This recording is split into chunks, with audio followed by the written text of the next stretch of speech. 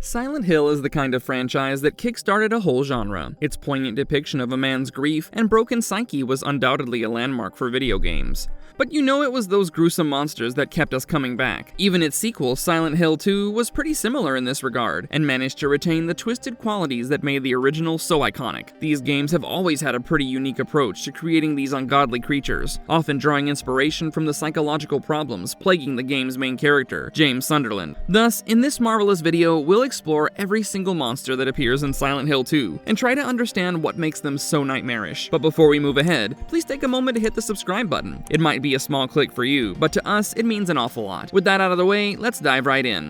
Lying Figure. Though these are literally the first creatures our broken protagonist encounters in the town of Silent Hill, they're still enough for a lifetime of nightmares. These creatures, designed by Masahiro Ito, were inspired by the BDSM fashion of the time, and to be honest, they're some of the most terrifying things we've ever laid eyes on. Like most of the monsters in the series, these creatures are the manifestations of James Sunderland's internal struggle and grief, a direct consequence of his wife's untimely demise. These creatures were born from James' feeling of confinement and grief following Mary's death. Due to this, these nightmarish entities bear an uncanny resemblance to Mary on her deathbed, and even her corpse. I guess the name Lying Figure kind of begins to make sense the more you stare at this limbless creature. The creature's movements also represent a patient's agony when confined to a bed, which is exactly what Mary was reduced to after being diagnosed with her terminal illness. It's interesting to note that even though James had no conscious memory of how Mary died when he came into contact with the first Lying Figure, the horrifying images are still embedded deep within his psyche. In the game, these creatures usually dart toward the player and spit a yellow liquid that can stun James' character. These are not usually seen as much of a threat and can be found in locations like East South Vale,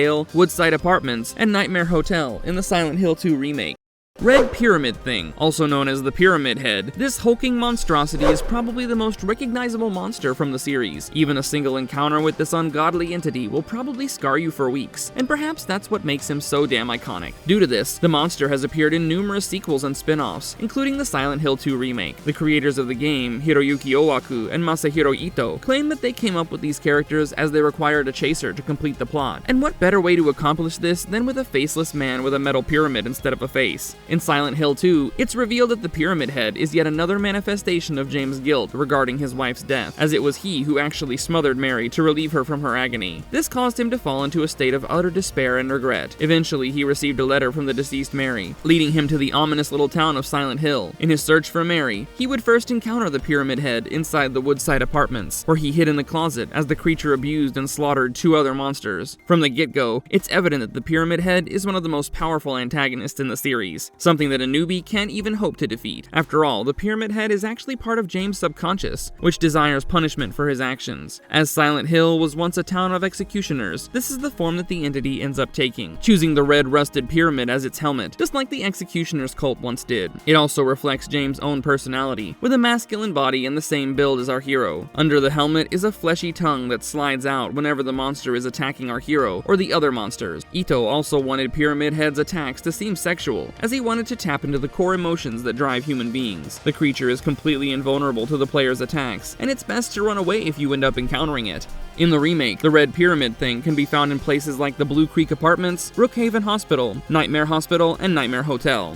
Mannequin. A headless, armless entity that appears like a disfigured mannequin. The creature lies in wait until the player approaches them. We first encounter these monsters in room 205 of the Woodside Apartments, where they activate the moment James interacts with them. You're likely to find the creature standing completely still, hidden in plain sight. However, the moment you turn on a flashlight, they launch ahead to attack. Even without a flashlight, these creatures will come to life when James steps within a 3-foot radius. What makes these creatures terrifying is not their strength, but the numerous ways in which they can catch you off guard during some of the most crucial moments in the game. Like other monsters, these creatures are a manifestation of our protagonist's tortured subconscious, and represent his natural urges and inclinations. These entities arise from Sunderland's psyche to erase his delusions, and force him back into reality. As these creatures are largely influenced by Sunderland's sexuality, many of their movements can appear sexual. They can appear in numerous locations like Woodside Apartments, Blue Creek Apartments, West South Vale, Brookhaven Hospital, etc.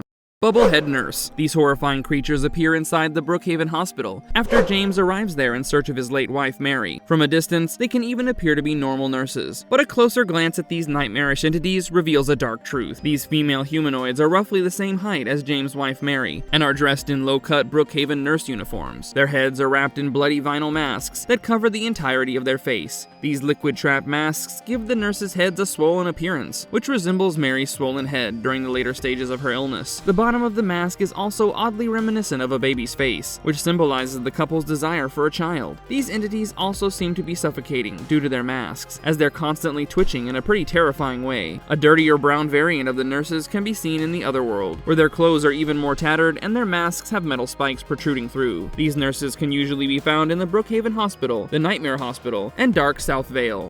Mandarin. These strange creatures are first encountered when James enters a passageway connecting the two ends of Saul Street. These warped female humanoids possess grotesquely large arms that penetrate through a straitjacket-like garment, constraining their upper body. Their legs are mostly useless and dangle below them. These creatures can be found hanging below the mesh grating floor, supported only by the tip of their arms. It was later revealed in the Book of Lost Memories that these mandarins symbolize overwhelming feelings caused by James' incomprehensible anguish and helplessness. Due to this, they're doomed to hang on a metal grating for eternity, and should they fall, only an unknowable abyss awaits below. This represents James' psyche, which is also hanging by just a proverbial thread. Should he fail to maintain his sanity, only death awaits. These creatures also possess black tentacles jutting from their lips, the literal pangs of his consciousness reminding him of Mary's murder. In the Silent Hill 2 remake, these creatures can be found in Dark South Vale, Labyrinth, and Nightmare Hotel.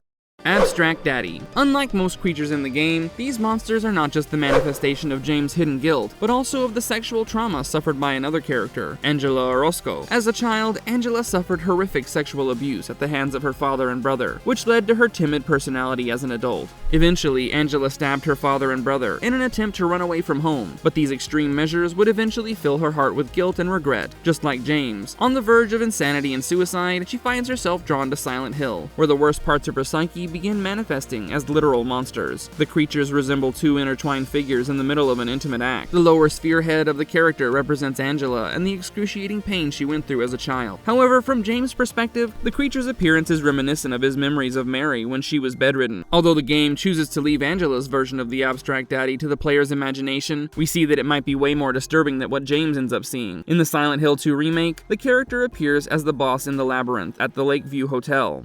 Eddie. This guy will probably function as the boss of the Silent Hill 2 remake, as he also had a boss fight in the original game. This oddly sluggish individual is another visitor of Silent Hill who just ends up staying too long. He's deeply terrified of getting hurt, and that makes him all the more dangerous. Creeper. After encountering so many monstrosities along the way, this insectoid monster might just start appearing normal, a manifestation of Alessa Gillespie's fear of insects. These creatures appear in both Silent Hill and Silent Hill 2. Creepers are usually depicted as unusually large, cockroach-like insects, with 3 pairs of legs and 2 long antennae. In Silent Hill 2, these creatures gain a stringer green tinge to their body, while the antenna-like tails are absent. It was later revealed that creepers derive their power from the town itself, and might just be a product of the lingering residue left over from the first game. Marvelous verdict. Silent Hill has undoubtedly given us some of the scariest moments in all of video game history. The fact that each of these monsters is a true manifestation of our protagonist's darkest feelings probably makes them way more real than we need them to be, but maybe that's what makes defeating them so much fun. But what do you think? Which of these monsters are you most looking forward to in the remake? Please let us know in the comments below. Also, don't forget to hit the subscribe button to stay up to date with all of our Marvelous content. That's it for this Marvelous video, but don't worry, because we'll see you pretty soon in the next one. Goodbye!